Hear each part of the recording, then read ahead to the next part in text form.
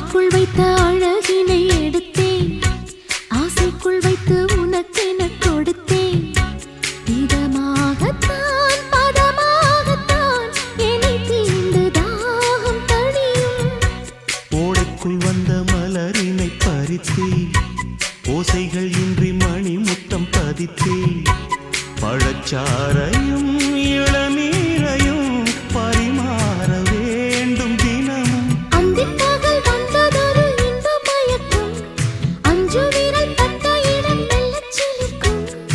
எங்கெங்கே தொட்டாலும் அம்மம்மா உற்சாகம் அங்கங்கே உண்டாகும். வா கன்னத்தில் கன்னம் வைக்க ஒத்துக்கு ஒத்துக்கு.